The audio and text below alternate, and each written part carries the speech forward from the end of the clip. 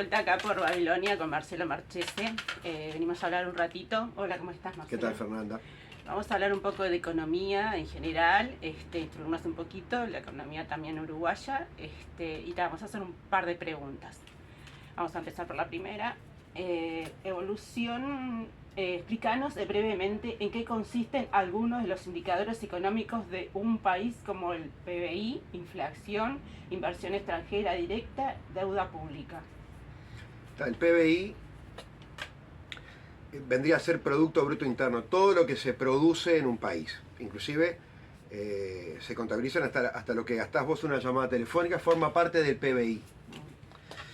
Estas cuestiones como el PBI son índices creados para engañar, no para medir. Porque la ciencia económica, como toda ciencia, cumple el rol de engañar, no de justificar una realidad, no de explicarla. Entonces la ciencia económica está al servicio del capital financiero. Un adorno. No sé si un adorno o un instrumento de dominación. Entonces, en el PBI incluyen las exportaciones que hace las zonas francas con celulosa, por ejemplo. Y es dudoso porque, por lo menos desde el punto de vista de los impuestos, no estaría incluido, porque no pagan impuestos, no exporta a Uruguay. Van y dicen, principal rubro de exportación de Uruguay, la celulosa. Bueno, lo exporta en una zona franca. Algo de esa producción sí debe ir al PBI porque hay los eucaliptos están plantados, bueno, pueden estar plantados también, están plantados muchos de ellos en nuestro territorio. Pero entonces utilizan esas variables como para decir, aumentó el PBI. Entonces, se supone que si aumentó el PBI, todo mejora. Bueno, si aumenta el PBI con eucalipto no es lo mismo que aumento el PBI con ganado. ¿Por qué? O con la exportación de vinos. ¿Por qué? Porque el vino requiere, vamos a suponer, las viñas 144 personas por kilómetro cuadrado. La ganadería 5. El eucalipto 1, una persona. Entonces, ¿qué indicador económico es ese PBI? Bueno, si te referís a la celulosa que no paga impuestos, a la ganadería que paga impuestos, a la vinicultura que paga impuestos y que además contrata 144 personas por kilómetro o 5 en el caso de la ganadería, si no te están haciendo trampa. Este señor Milei hizo un discurso mundial donde habló de cómo la humanidad estaba mejor porque el PBI per cápita había aumentado. ¿Qué significa? Agarró la producción de 1900 y la del 2000, en 100 años se produce más. Lo dividió entre la gente y ya está. Es un delirio, porque vos no consumís lo mismo que consumo yo ni Rockefeller. Entonces, no puedes dividir entre toda la humanidad. Están en África, no tienen agua. Sí. Bien, entonces se utiliza ese tipo de números para engañar. Estaba el PBI, inversión directa, extranjera directa, bueno, lo que invierte HIF Global, dice que va a invertir 6.000 millones de dólares, que en realidad se los presta al Banco Mundial o se los presta a alguien, algún banco. Bueno, eso sería una inversión extranjera directa. Vienen acá e invierten, que tienen, según la ley de inversiones, beneficios extraordinarios. Todo aquel que invierta por arriba de los 900 millones de dólares está exonerado de los impuestos que vos y yo pagamos. Inflación en sí. Bueno, la inflación significa cómo el precio de los objetos de consumo van subiendo, y normalmente viene acompañado que no vienen subiendo de la misma manera los salarios, que de pronto se pueden actualizar al año. Va subiendo el precio de las bananas, de las manzanas. Se nota que cuando uno va al supermercado, es increíble lo que van valiendo, lo que salen las verduras. Sí. Antes regalado como perejil de feria, te lo regalaban. El feriante hoy día te lo cobran, pero a unos precios todo. ¿Por qué? Porque vamos perdiendo producción nacional, chacreros, todo esto que producía estas cosas, inclusive importamos ajo. Entonces el precio de las cosas sube. Claro, al año o a los 4 años te acomodan el salario en función de esos precios, pero todo ese año lo fuiste perdiendo. Entonces hay una inflación galopante en Argentina porque no se contienen los precios. Adelante, sí, vení. Suba de precio de las cosas. A principios de siglo, o a mediados de siglo, London, París, que era, vamos a poner, un lugar donde venían ropa y de todo, te hacía un catálogo que duraba todo el año y podría durar años. Se hace un catálogo con los precios. ¿Por qué? Porque no había inflación. Claro. Vamos a poner, $1 valía $1. $1, $1, y terminaba el año, $1 valía $1. Pero ya a partir de cierto momento no se pudo hacer un catálogo que durara años con el mismo precio, porque los precios van subiendo y subiendo y subiendo, como toda la población sabe. Y me quedaba uno. Y deuda pública. Bueno, lo que debe el Estado, que va creciendo, igual que la inflación, y creciendo y creciendo. Porque ¿cuál es el mecanismo de la deuda? Es genial. Tengo un déficit, ¿está? Porque claro, como las transnacionales no pagan impuestos y como la economía se está derrumbando y los que pagan impuestos somos nosotros, y cada vez hay menos trabajadores, cada vez que pagan menos impuestos y las empresas se van fundiendo y pagan, el país se va fundiendo. Entonces, ¿cómo zafo? Pido deuda, es decir, emito bonos. Emitir un bono quiere decir, yo te doy un papel, vos me das, te lo vendo a 10 pesos. Y bueno, yo te garantizo que en 10 años te voy a dar 120 pesos. Ganaste 20 pesos en 10 años, en un año. Eso es un bono. Entonces, cuando llega el momento de cubrir esos bonos, que ya prometí de 100, 120, no tengo la plata. Emito nuevos bonos. Reendeudando. Claro, entonces pago esos intereses, pero ahora estoy viviendo más. Entonces la deuda crece y crece y crece, y nadie, me refiero al sistema político, a nosotros sí, nadie habla de que te están jodiendo. Ahora, este señor Milei pidió 20.000 millones, le van a dar 20.000 en 3 cuotas, 20.000 millones de dólares. Él dice que la deuda no creció. Como está en el horno Argentina, se endeudó 20.000 millones de dólares. El mecanismo de la deuda es un mecanismo genial, porque te tienen bretado, porque ellos te prestan esa plata en tanto vos hagas esto, aquello y lo otro. Entonces el que presta la plata es el que gobierna. Ahí creo que contesté las 4. Sí. Segundo, ¿qué sector económico es el que impulsa la economía uruguaya? El agro. La economía nuestra desde que nacimos como país es una economía agrícola. ¿Qué quiere decir que impulsa? Bueno, cada peso que genera el campo se transforma en 5 pesos en el resto de la cadena. Por ejemplo, acá cuando llega el sábado, los sábados vienen los estancieros, los hijos de estancieros que estudian en la universidad, que vienen y compran, quieren guita. Pero además, vamos a suponer que hubiera una fábrica de zapatos. ¿De dónde sacas el cuero? Del campo. Que hubiera una fábrica, Conaprole. Bueno, necesita la leche de los tamberos. Entonces es un sector que mueve el país, porque además tenemos el campo, casi todo el país es campo, y la producción agropecuaria mueve de tal manera. Lo mismo las ferias. Ahí tenés a los feriantes. Bueno, alguien tiene que estar plantando esos tomates. Capaz que alguien tiene que estar produciendo un fertilizante o inclusive los agroquímicos imprescindibles para la producción actual en masa de alimentos. Entonces, un sector que mueve mucho la economía nuestra es la producción de alimentos. Otro es el turismo. En muchos países mueve la economía. En España recibe por año 60 millones de turistas. Bueno, eso mueve la economía. Cuando viene acá un turista, tiende a comprar libros caros, más caros que lo que compra el uruguayo. Bueno, hotelería, gastronomía, es decir, es un rubro que mueve la economía. Pero el principal es es el agro. Ahora, está habiendo un cambio ahí, porque la madera, el procesamiento de la madera y el espacio dedicado a la forestación, antes era bastante menor. Toda estancia tiene que tener, si cría ganado, una isla, lo que se llama una isla de eucaliptos, porque en el verano necesita sombra. ¿Viste? Lo ideal será que el ganado no se estrese por la garrapata, no se muera de frío, es decir, si se estresa va a generar, eso va a ir al gusto de la carne. O que no camine demasiado, porque larga músculos. Entonces vos tenías una isla de ganado, ibas al campo y cada tanto veías como una cantidad de eucaliptus en el medio. Sacabas leña y sobre todo servía para el ganado. Después empezaron lo que serían las cajas de jubilaciones de profesionales, empezaron a plantar ahí por Rocha, porque bueno, eso te da una renta determinada y si vos te estás encargado de recibir las jubilaciones de los escribanos, tenés que garantizar, entonces invertís.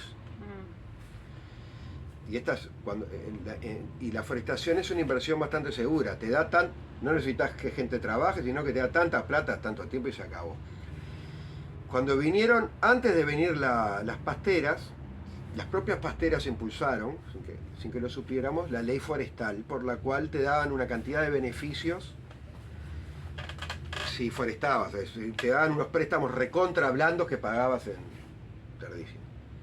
Entonces el país empezó a forestar y de poquísimas hectáreas pasamos a 1.200.000 hectáreas forestadas de 16.000 hectáreas que tenemos productivas. Entonces, está habiendo una modificación en el sentido de que ese espacio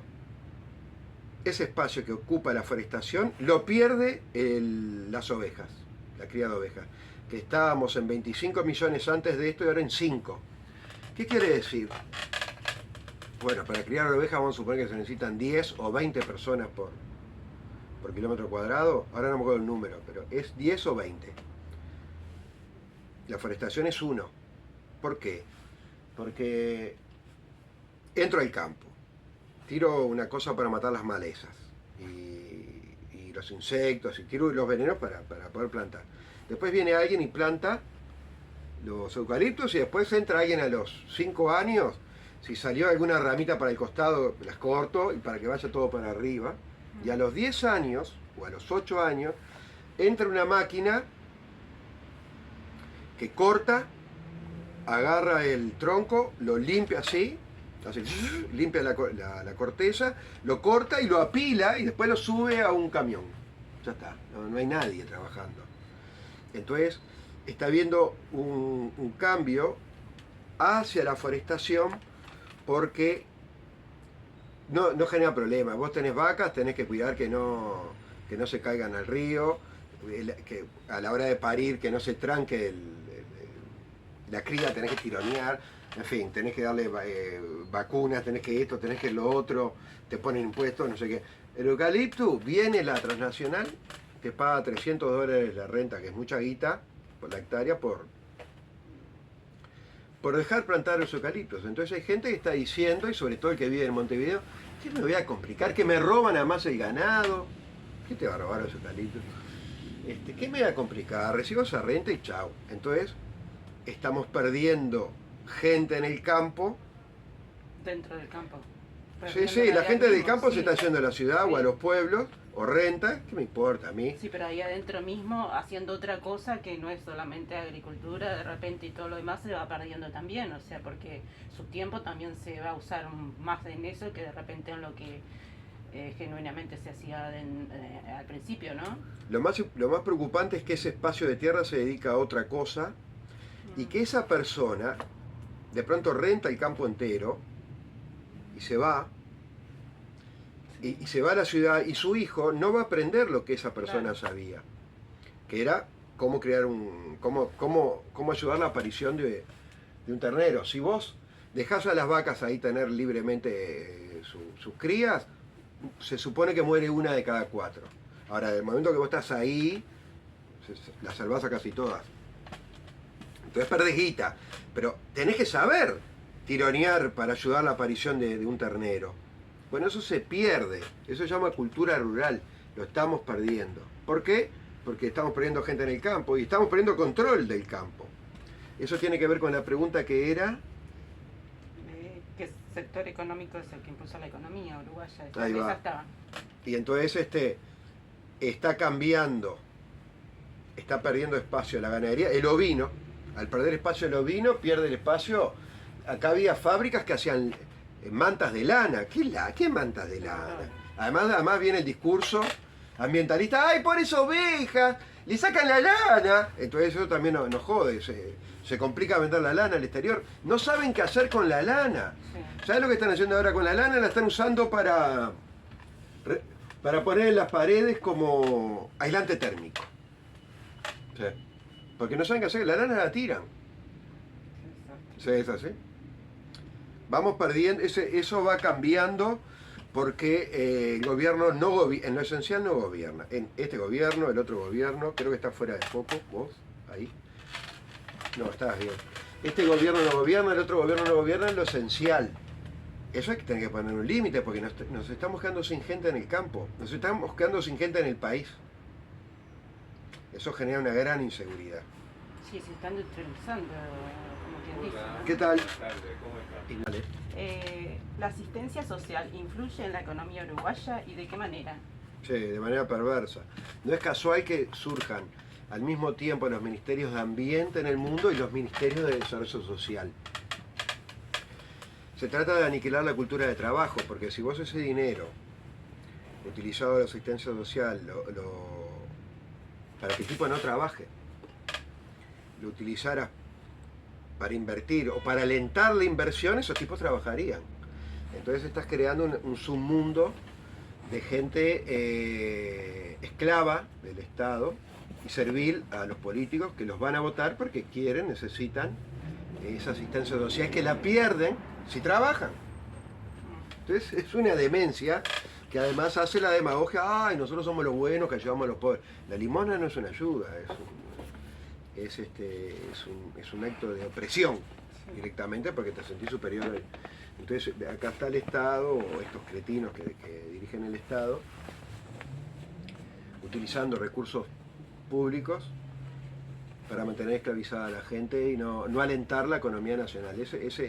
Simplemente ese capital tiene que utilizarse para beneficio del país y para dar libertad, porque si yo estoy recibiendo una dádiva del Estado, no soy tendiente a criticarlo. No, sos muy soberano. No, me quedo callado y me la banco. Es como si yo le vendo todo a un partido político determinado, no le voy a criticar, porque vivo de eso. Obvio. Bueno, es eso. No solamente eso, solamente también estás matando a un ser, ¿no? Porque, o sea, lo que es el trabajo, lo que es el progreso, lo que cuesta, o sea, eso lo eliminamos, ¿no? Que Sí. es algo que, o sea, son valores, es todo, ¿no? Fundamental, y además te llevan a la renta básica universal, que es lo que nos van a terminar Sí, dando. Sí, todo tiene que ver con todo. Sí. Te van acostumbrando a eso de a poco, imponen la renta básica universal. No trabajas, no producís, pero va a ser todo la IA. El trabajo que tiene que estar mirando no sé en cuánto tiempo lo va a perder, igual que yo acá en la librería, y no vamos a trabajar de nada, A cambio y no van a dar algo para subsistir. Seremos estoicos a la fuerza. Sí, pero a cambio de perder soberanía, libertades, todo. A cambio de tener una vida peor que esta. Sí, en vez de que nos vengan a buscar, como te decía el otro día, ir a encerrarnos a hacer así. Claro, además vamos a estar encerrados. Sí. Bueno, vamos a la sexta. ¿Cómo está hoy por hoy el sector agropecuario de este estudio? Ya veníamos con la anterior igual. Lo vienen deliberadamente, pero deliberadamente lo hunden, porque, por ejemplo, voy a poner un solo ejemplo, los perros salvajes. Está prohibido matar un perro salvaje, salvo que lo encuentres ahí en tu... Son tan vivos que yo viví en un campo, en el campo de al lado, yo vivía en un campo. Casi en el final del campo había una sude, es decir, había un tajamar. Un día se secó. Y encontramos en las paredes del tajamar una cueva con cachorros. ¡Qué increíble! Y hablamos con el terminado el campo, venía un campito de un hombre pobre, que le mostramos eso y dice, al fin la agarré. ¿A quién? Dice, a una perra que me come el maíz. Y es más, es tan viva que viene y me come los huevos pero no me mata las gallinas. Y será viva la perra. Y un día contraté a 4 cazadores para que la liquidaran. Estuvieron una semana acampando acá. Apenas la vieron una vez de lejos. No a esos perros no solo que no, sino que ni los ves. ¿Qué es lo que hacen? Van a los basureros, pasan el día entero en el basurero, porque tarde o temprano el perro va a ir al basurero. comer. Y ahí está. Pero si te agarran matando al perro en el basurero, Sí. la pasás mal. ¿Cómo vas a matar a un perro? Entonces, ¿qué es lo que dice el animalismo y lo que los gobiernos también están? Se trata de atrapar a esos perros, que nadie atrapó nunca uno, castrarlos y darlos en adopción. Que es como si vos dieras en adopción una hiena o un lobo, ¿viste? Te come, va y te come. Bueno, estos perros que viven ahí ya de generaciones que viven ahí en el campo, está prohibido atacarlos. ¿Por qué? Pobre perro, claro. Y la pobre oveja, y el pobre tipo que cría ovejas, y todos nosotros que vivimos del que cría ovejas, no, eso no importa. Con eso tenés un buen ejemplo, porque después están las carreteras hechas pedazos, no hay policlínicas, van cerrando, no hay comisaría, no se persigue al abigeato, y en pocas palabras se hace cada vez más imposible la vida en el campo, porque además, de otro lado tenés la computadora, internet, no sé qué, teatro. Entonces la gente va abandonando el campo porque la obligan a abandonar el campo, además de que la obligan a vacunar para las tosas, joda, para esto, la perla de esto, aquello, lo otro. Le van poniendo cada vez más controles que hacen cada vez más difícil esa vida. Tengo un amigo tambero que le hizo una entrevista y me dice que él calculó todo de tal manera para que en 2 años pueda abandonar el rubro, dedicarse a otra cosa. No le da. El año que lo entrevisté, hace, vamos a suponer, 3 años, el ejercicio del mes, es decir, la ganancia del mes fueron 1.534 pesos. ¿Cómo vive? No sé. La pandemia ha impulsado entre los otros ya existentes el modelo de trabajo híbrido. ¿Podés decirnos de qué se trata? ¿Qué será? ¿Que será mitad virtual y mitad presencial? Hace poco hubo un examen en la Facultad de Psicología y era virtual. Virtual. Entonces, ¿qué descubrieron los profesores? Que en 20 segundos contestaron con un 100% de efectividad una cantidad de preguntas. ¿Por qué? Porque fueron a la IA. Entonces, la pandemia, las medidas pandémicas, entre otras funciones, cumplieron la función de llevarnos a una vida virtual, que es una vida asocial o insocial o desexualizar la vida, porque viene un cliente, como acá acaba de irse uno, estuvimos hablando. Ahora, que me compre por Mercado Libre, simplemente me compra y después me pone puntaje 5, suponete, y yo le pongo al cliente el puntaje 5, que es el máximo, ya está. Después voy a aspirar a estar en el verde, que es el color máximo, y el cliente también, no en el rojo. Entonces está todo el tiempo el vigilante castigando, no sé qué, y a su vez no hablamos de nada. Con este hombre hablamos de literatura. Con el que me compra por internet no se habla, no hay contacto humano. Al contrario, hay todo un sistema de espionaje y de catalogar al otro. Entonces este trabajo híbrido, como en organismos públicos, ¿no? Claro, se impulsa para evitar el contacto humano, porque el contacto humano da poder al hombre. Por eso en la pandemia nos encerraron. Y por eso ahora hay tantas enfermedades al corazón, además de la producto de la vacuna, porque somos seres gregarios, necesitamos estar juntos. Si vos agarras un mono y lo llevas a tu casa, va a adoptar una de estas dos conductas. O va a ser un tipo muy agresivo, el mono, o va a estar en un estado de melancolía constante. ¿Por qué? Porque el mono es un ser gregario, necesita estar entre monos, no puede estar aislado de los monos. Bueno, eso nos hicieron a nosotros en la pandemia. Y por eso hacen esta cuestión híbrida, que todo el mundo sabe que es una joda, porque ¿cómo controlás que el otro trabaje? O cómo realmente, ¿qué trabajo es ese? ¿Qué examen es ese que estás haciendo con una computadora? Ni siquiera te deberían permitir estar con un celular en el examen. Aparte no sabes si es mano de obra uruguaya, ¿por qué no? Porque se puede dar también que puedan estar en otro centro contestándote o lo que fuera. Yo cuando hago una pregunta a Mercado Libre me contesta, cuando logro hablar con una persona, que normalmente es un bot, es una cosa de inteligencia artificial que te contesta rígidamente, como un robot, básicamente, no razona. Vos le explicás, le decís tal cosa, te contesta y decís, no, hay un error. Y entonces como estás en el reloj, en el número 12, vas al 1. Entonces te contesta otra pelotudez. Se la rebatís, va al 2, va al 3, va al 15, no sé qué. Das la vuelta al reloj y vuelve a empezar con lo mismo. Pero ya te rebatí todos esos puntos. Pero aparte hay una educación, o sea, que se está dando, o sea, por ejemplo, entras en internet y ves un montón de cursos que te están preparando exactamente para más de lo mismo. Desde bancos, desde todo, o sea, porque dan cursos, o sea. Todo. Va a haber, vas a tener títulos universitarios, que después no te van a servir para nada, por virtuales. Sí. Lo virtual tiene una cosa,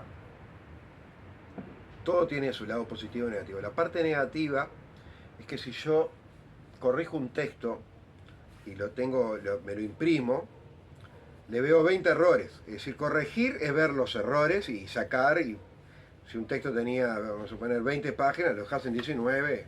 Y un proceso mental. Ojalá lo dejara en 10. Corregir para un escritor es sacar. Tenés que estar atento. Si lo imprimo, le veo 20 errores. Si lo leo en la computadora, le veo 5. Quiere decir que mi relación sensual con lo escrito es menor, 5 veces menor, 4 veces menor. Si estoy con la puntuación, todo, ¿no? Porque cuando vos directamente estás... Claro. Si además lo leyera en voz alta el texto, nunca lo hago, le encontraría más errores. Habría que leerlo en voz alta, porque ahí te das cuenta de la métrica, las comas, los puntos, pero yo soy un vago, no lo hago. Allá al diablo. Pero cuanto más pones de vos, cuanto más hay de humanidad en una cosa, mejor sale esa cosa. La economía capitalista primero fue proteccionista. ¿Qué quiere decir? Bueno, yo tengo que producir zapatos, entonces necesito que haya fábrica de zapatos acá. A la importación de zapatos italianos le voy a poner impuestos, porque tengo que proteger a este niño que tiene que crecer, que se llama producción de zapatos nacionales. Inglaterra, Estados Unidos, por ejemplo, la guerra de secesión, Inglaterra con Cromwell, se llamaba aquella ley, había una ley por la cual para importar, exportar, vos tenías que hacerlo con barcos en Inglaterra, ingleses. Entonces favoreciste un nombre famoso en este momento se me pierde. Favoreciste el desarrollo de la marina mercante inglesa, que después dominó el mundo hasta el siglo XX. Cromwell. Toda economía capitalista primero necesitó del Estado que interviene y pone normas y protege la producción del país. Después que vos llegaste allá arriba, tiraste, es la parábola de la escalera, tiraste la escalera para que nadie más suba ahí arriba y le decía a todo el mundo, no, hay que ser liberales como nosotros, claro.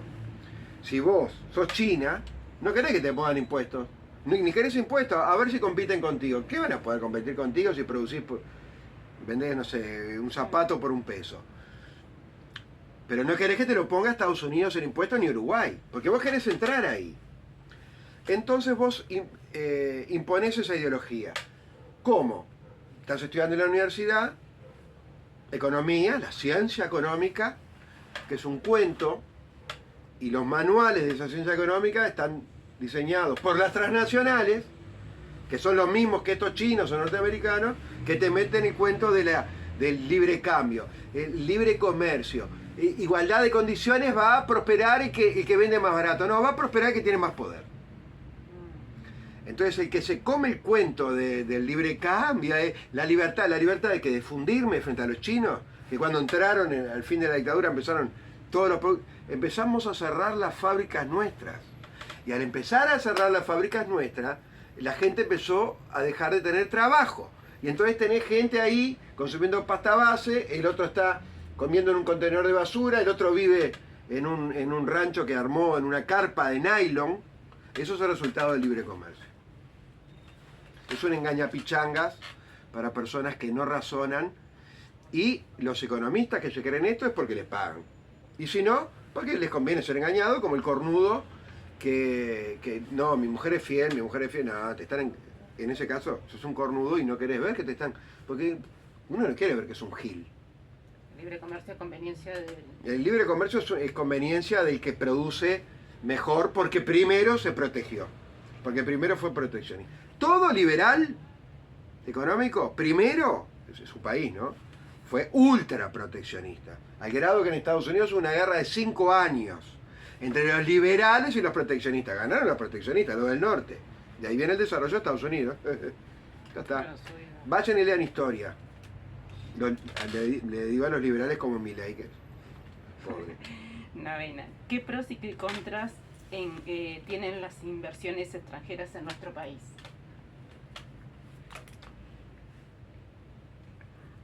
Si viene un extranjero y pone un restaurante en la isla de Gorriti o en la isla de no sé qué, a mí me parece fenómeno, porque a mí me parece que las islas no las explotamos turísticamente como Brasil. Vos vas a Brasil y todas las islas hay.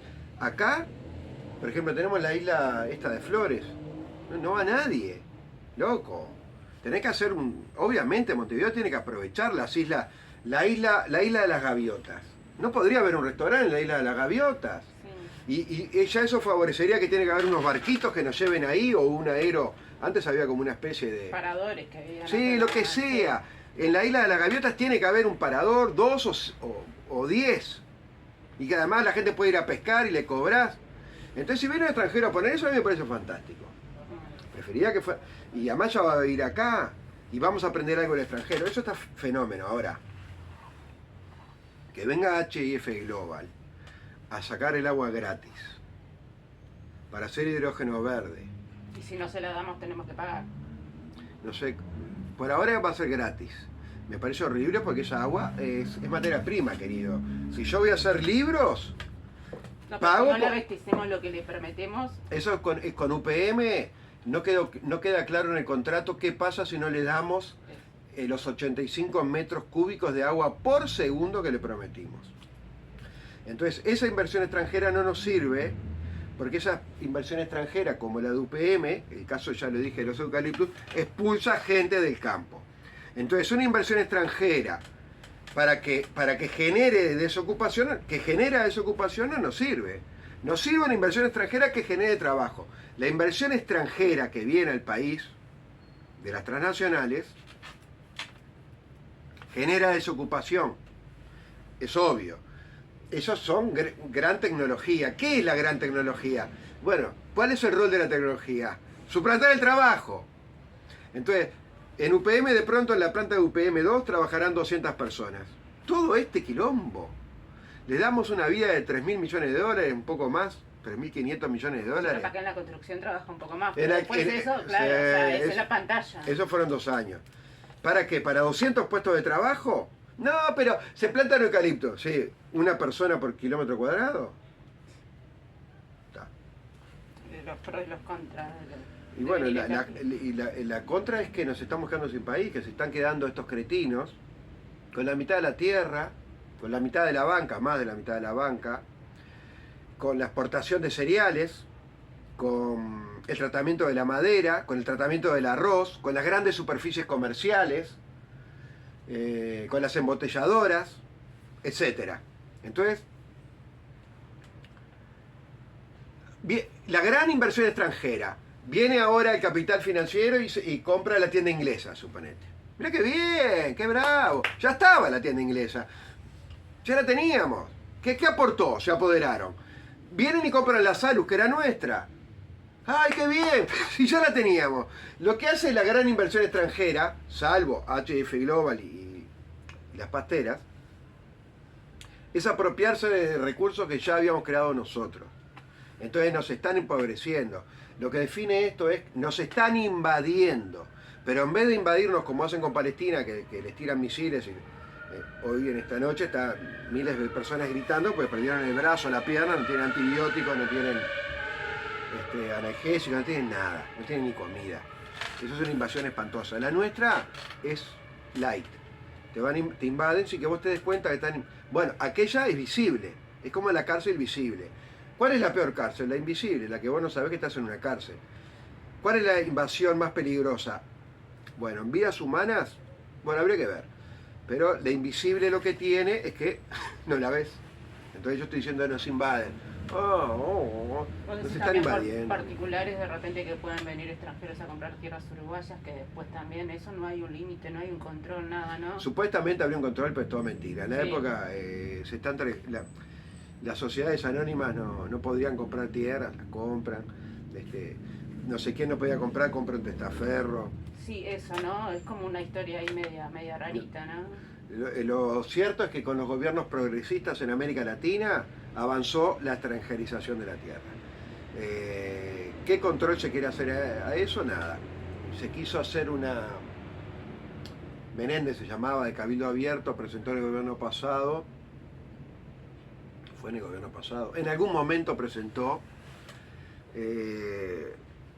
una ley forestal para que no se foresten tales tipos de tierras, para poner un control a la forestación, porque se supone que vos no podés forestar en tierras que son aptas para la ganadería, para la lechería, para otras cosas más útiles, que tienen que ser tierras de muy baja calidad.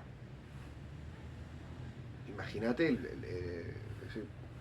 no se le hizo caso a eso. A Montes del Plata se le permite forestar en todas las tierras a 200 kilómetros a un radio de 200 kilómetros. Entonces, cuando quiso hacer esto, Menéndez, y se iba a discutir esto, se recordó que por contrato con UPM no podemos legislar en nada que perjudique a UPM.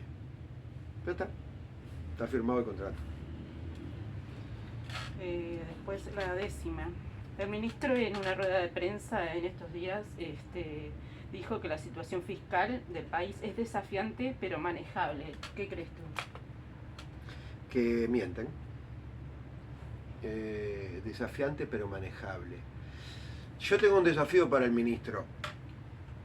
Pruebe 3 meses cobrarle impuestos a UPM, a Montes del Plata y a todos estos que no pagan impuestos. Va a ver que se acaban los desafíos y abunda el dinero en este país. Eso es lo que creo. Perfecto. Después la última pregunta.